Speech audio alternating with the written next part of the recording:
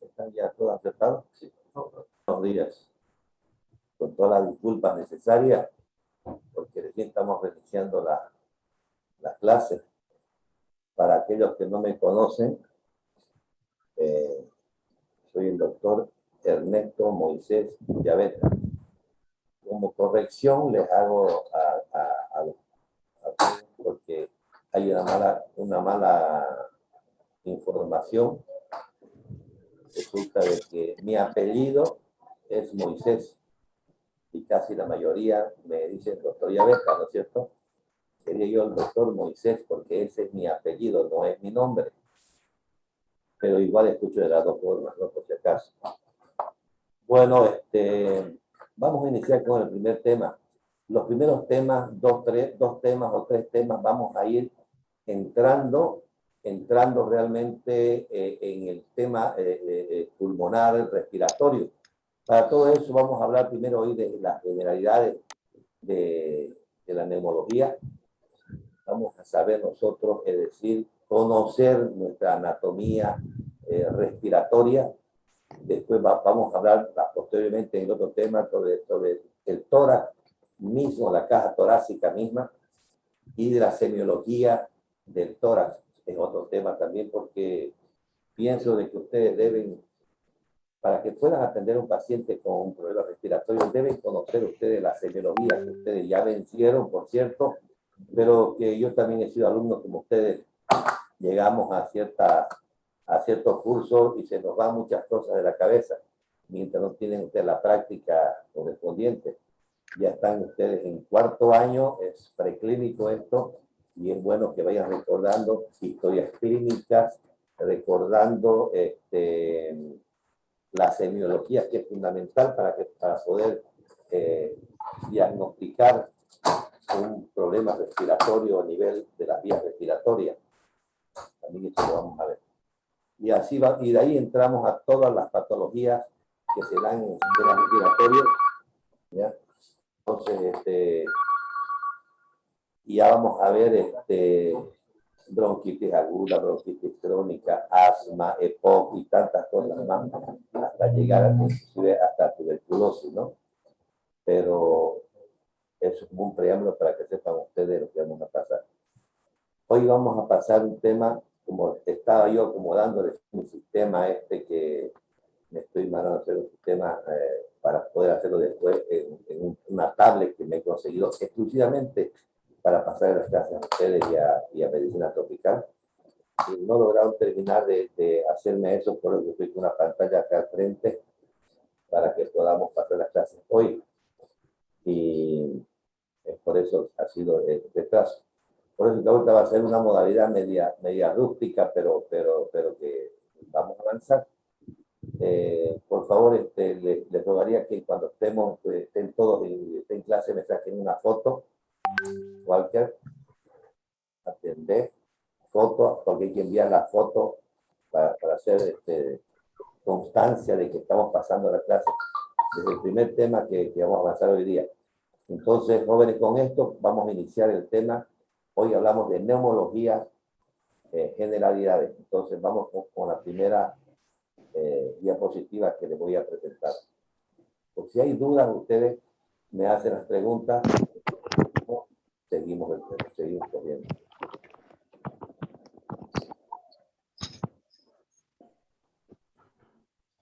Bien. Me indica si ven.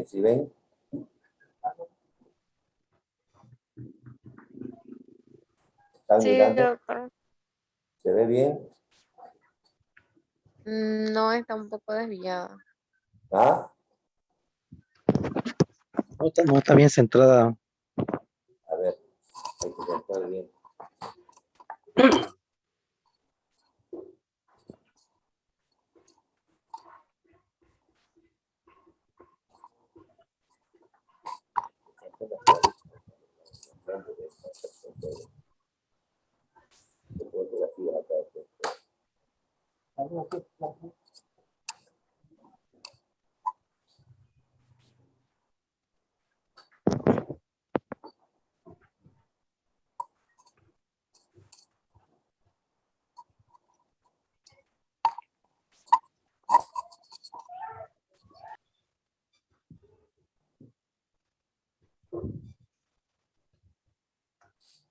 contestando los otros compañeros que están ingresando. El tema se llama, como ven ahí. Faltou um daqui que ele veio aqui 19, passou por não. Apague su micrófono. Apague su micrófono. Ya.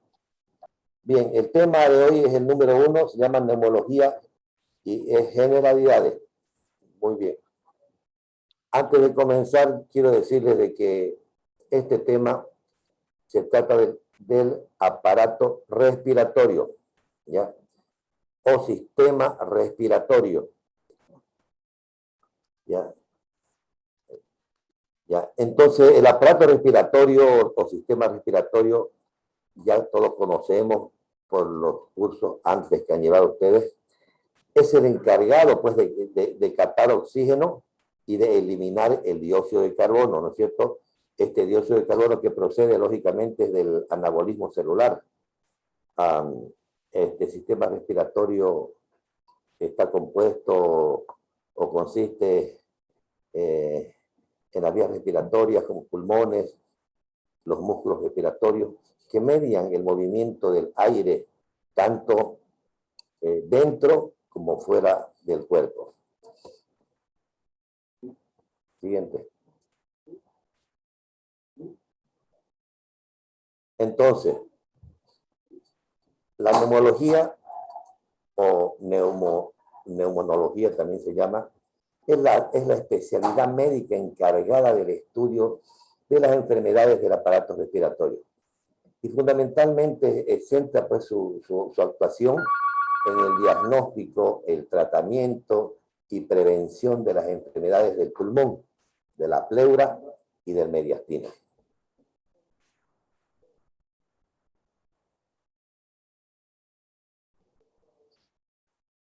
Ahora vamos a conocer cuál es el aparato respiratorio.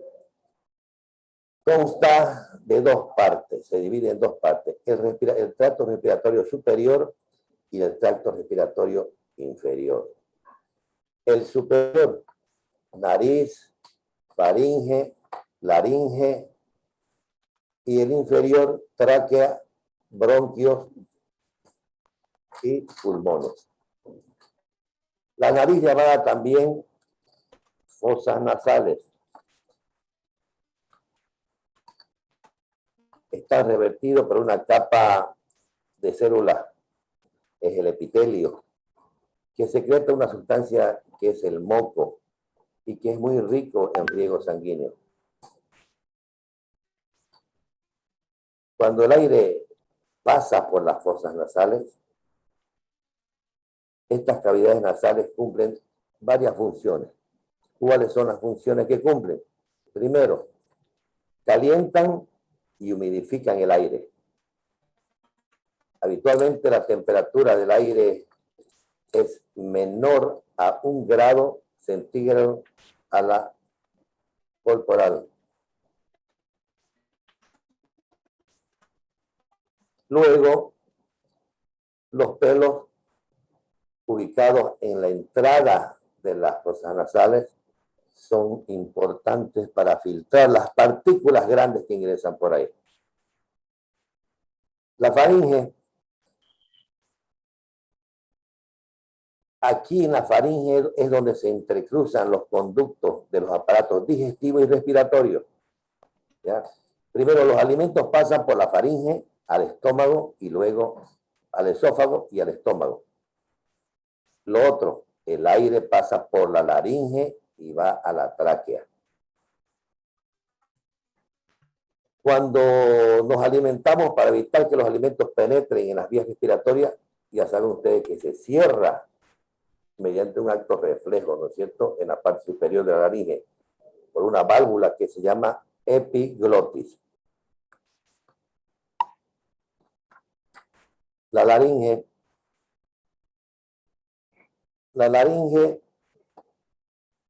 es el órgano de la fonación. Utiliza el aire para producir la voz, ya que en ella se encuentran las cuerdas vocales. Este interviene en el proceso de la tos. cerrando las vías aéreas, de manera que producir una presión necesaria para generar la tos. Luego se abre y permite la liberación del aire en forma brusca, esa es la tos. Eso hace que limpie las vías de moco y de partículas extrañas. La tráquea es un tubo de aire, lógicamente. Es la continuación de la parte inferior de la laringe. Es elástico, mide de 10 a 12 centímetros de longitud y tiene un diámetro igual al del dedo índice. Tiene 20 anillos cartilaginosos en forma de herradura. Y aproximadamente la mitad está, la tráquea, de la tráquea está en el cuello. Y la otra mitad está en el tórax, terminando exactamente a nivel del esternón, donde ahí se divide en dos partes, ¿no es cierto? O sea, en dos bronquios, son los dos bronquios grandes. La tráquea se divide en dos bronquios, uno derecho y otro izquierdo, que se dirigen hacia los pulmones. Ambos tienen más de la mitad del calibre de la tráquea. El derecho es mucho más amplio, más grande que el izquierdo. Aquí tengo la figura para que vean ustedes. Ahí tenemos el derecho, que es más grueso, más grande, fíjense, que el izquierdo. ¿Ya? A medida que se van dividiendo los bronquios, se van haciendo de menor calibre hasta que pasa a pequeños microscópicos y entonces toman el nombre de bronquiolos. Las divisiones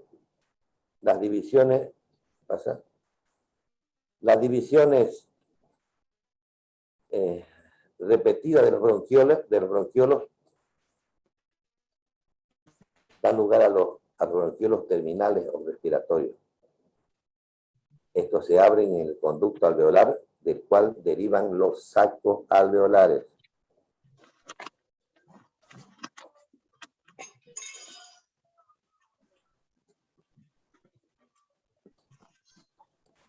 La pared de cada conducto alveolar y saco aéreo está formada por varias unidades llamadas alveolos.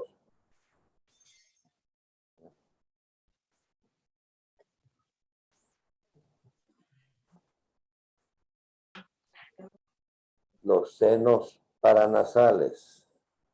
Los senos paranasales son 4 pares de cavidades que toman el nombre de los huesos donde se localizan. Así tenemos el seno frontal, el seno maxilar, el efenoidal y el etmoidal. Y son cavidades que contienen aire solamente y que se abren o drenan hacia la cavidad nasal. Ahí tenemos los senos, ¿ya? Los frontales, los etmoidales, los efenoidales y los senos maxilares. Los pulmones. Los pulmones son dos, derecho e izquierdo. Son órganos de estructura cónica. En la parte media del pulmón se encuentra el ilio, donde penetran los bronquios y los vasos pulmonares. Presenta una base situada sobre el diafragma. El extremo superior o vértice están recubiertos por una membrana que se llama pleura. Cada pulmón está dividido en 2 lóbulos. El izquierdo tiene 2 lóbulos, y el lóbulo superior, el lóbulo inferior. Todos estos dos separados por la cisura oblicua o lóbulo de língula se llama ese. Y el derecho tiene 3 lóbulos, es más grande, le hemos dicho.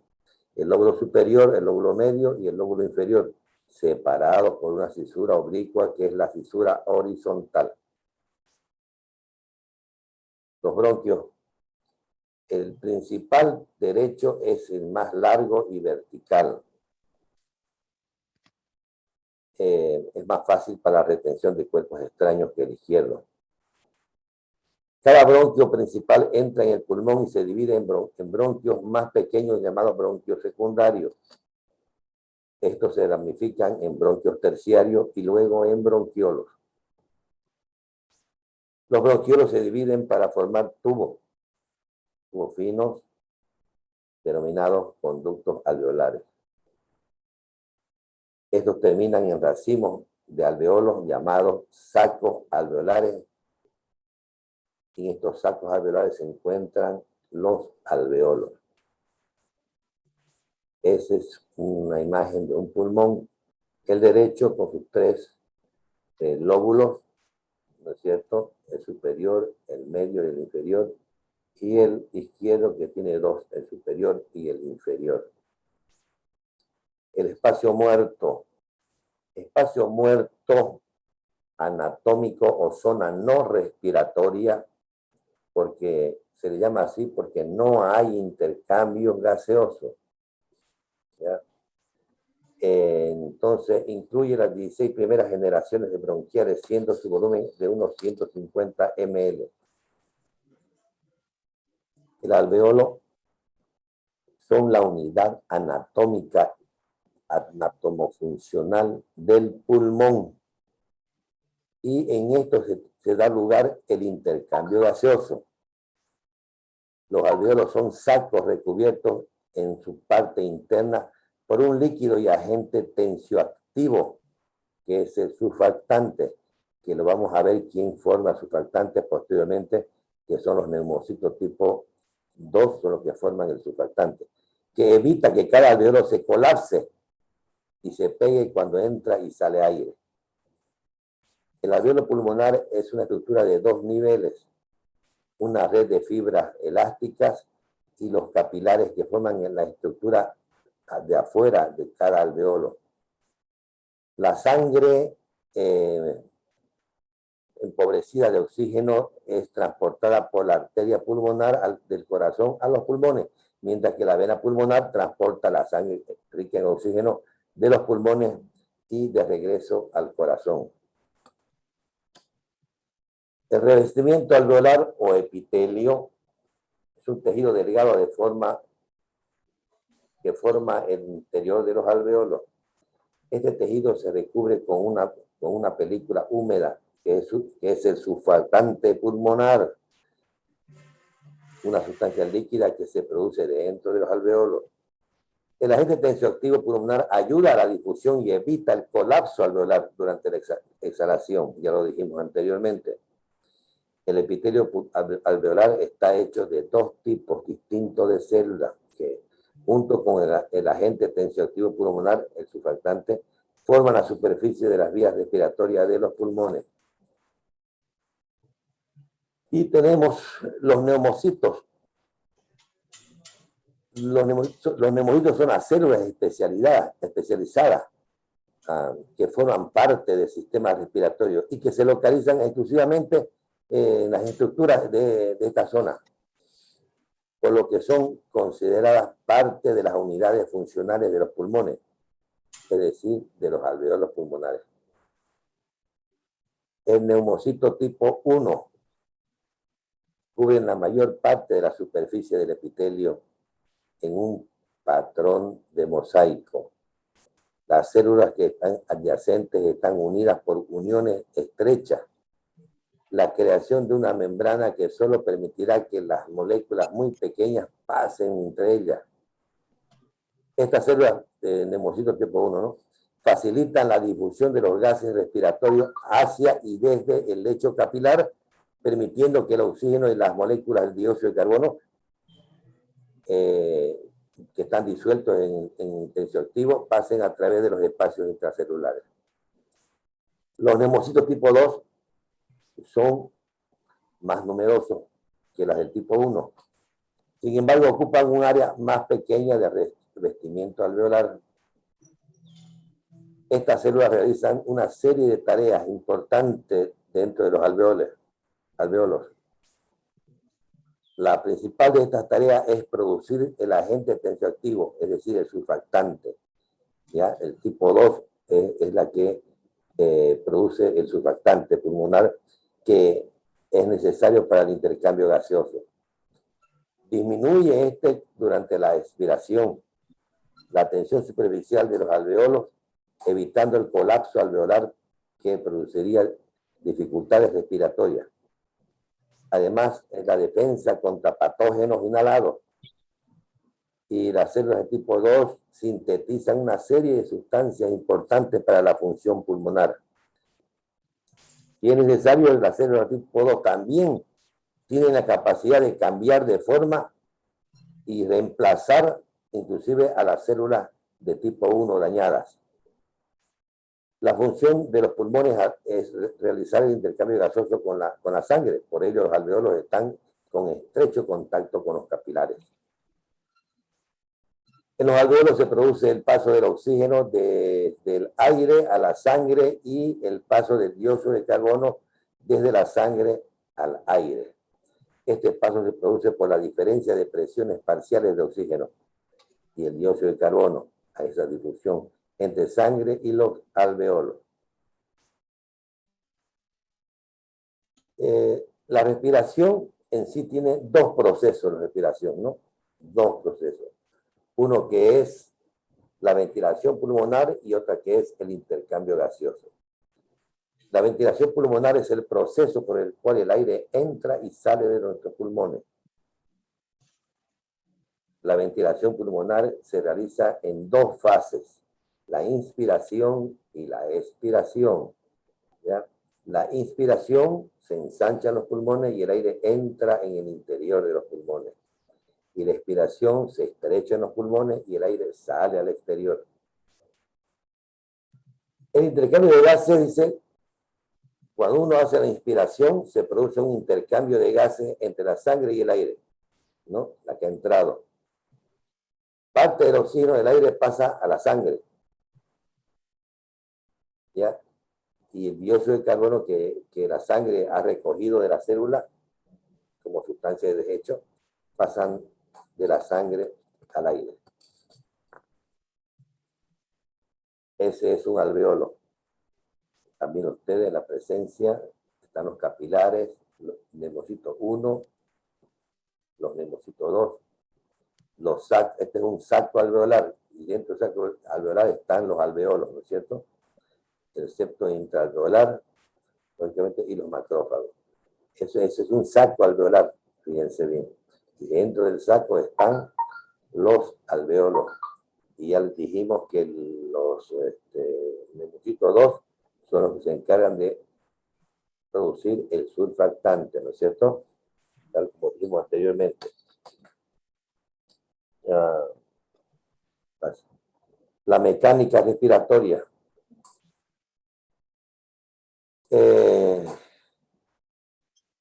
La mecánica respiratoria pues supone un cambio continuo de presiones que provoca, que está provocada por los cambios en el volumen de la caja torácica. En situación de reposo, nosotros respiramos entre 12 y 15 veces por minuto, ¿ya? Movilizando en cada respiración en torno a medio litro, lo que supone que cada minuto movilizamos entre 6 a 7.5 litros de aire. Estos valores son aproximados y lógicamente en situaciones de estrés, de enfermedad, esos van a ser modificados. Entonces, la inspiración, realizamos ligeros movimientos que hacen que los pulmones se expandan y entran en ellos mediante el tracto respiratorio. El diafragma hace que aumente su tamaño y es así cuando los pulmones se inflan. En ese momento hace que las costillas se levanten y se separan entre sí. La expiración, el diafragma sube, presionando los pulmones, haciendo expulsar el aire de las vías respiratorias.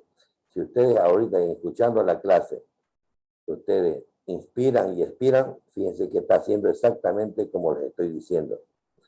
En la expiración es cuando las costillas descienden y quedan menos separadas entre sí y el volumen de tórax disminuye.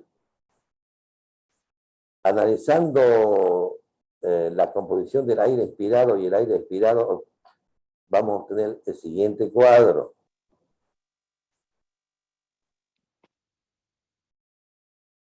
Cuando nosotros inspiramos, ¿ya? O sea, metemos adentro aproximadamente el 79%, ¿ya? De nitrógeno, ¿ya? De oxígeno inspiramos 20%, de dióxido de carbono 0.04% y de vapor de agua muy poco. Sin embargo, cuando expiramos, ya expiramos 79% igual de nitrógeno, y expiramos 16% de oxígeno y 4% de dióxido de carbono y bastante vapor de agua, ya húmedo sale. La pleura es una sustancia cerosa de origen mesodérmico que recubre a ambos pulmones, el mediastino, el diafragma y la parte interna de la caja torácica. Embriológicamente, los espacios pleural, pericárdico y peritoneal comienzan a formarse en la tercera semana de gestación. La pleura parietal, que es la parte, hay dos clases de pleura, la parietal y la visceral. La parietal es la parte externa en contacto con la caja torácica, el mediastino y la cara superior del diafragma.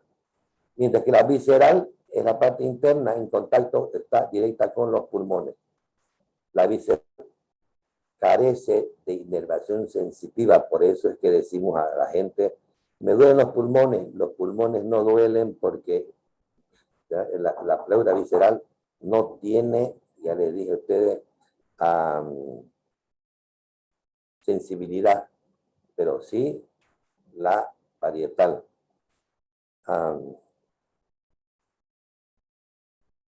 La visceral decía que carece de inervación, mientras que la parietal sí posee inervación sensitiva. Esto hace que los procesos que afectan la pleura parietal sean extremadamente dolorosos. La cavidad pleural es un espacio virtual entre la pleura parietal y la pleura visceral. Estoy hablando de la cavidad pleural. Posee adentro una capa de líquido. Ese volumen normal de líquido pleural que está dentro de esta cavidad es aproximadamente de 0.1 a 0.2 ml por kilo peso. Finalmente, vamos a decir que los pulmones derecho e izquierdo tienen una nomenclatura anatómica broncopulmonar. Por decirle, son nombres que ustedes lo van a aprender con el transcurso en quinto año, en internado, ¿no? El lóbulo superior derecho, ¿ya? Es decir, el pulmón derecho, dijimos que tenían 3 lóbulos, ¿no es cierto? ¿Ya? Y en el lóbulo superior derecho se llama parte apical, la de arriba, anterior y posterior, adelante y atrás tiene. El lóbulo medio tiene lateral y medial. El lóbulo inferior derecho tiene superior y medial basal, anterior basal, lateral basal y posterior basal. El lóbulo superior izquierdo tiene la división superior tiene un ápico posterior, anterior, una división inferior que es lingular, la lingular superior y la lingular inferior. El izquierdo, que tiene 2 lóbulos solamente, tenemos el superior izquierdo, tenemos división superior, ápico posterior, anterior, división inferior, lingular superior, lingular inferior, el lóbulo inferior izquierdo, superior, anteromedial, basal, lateral basal, posterior basal. Esa es la nomenclatura que hay. Aquí un dibujito de un pulmón gruesamente, están los lóbulos, superior, medio, el inferior de el pulmón derecho y los dos lóbulos del pulmón izquierdo, que es el lóbulo superior y el lóbulo inferior. Este es un tema, no, ahí nomás. Este es un tema que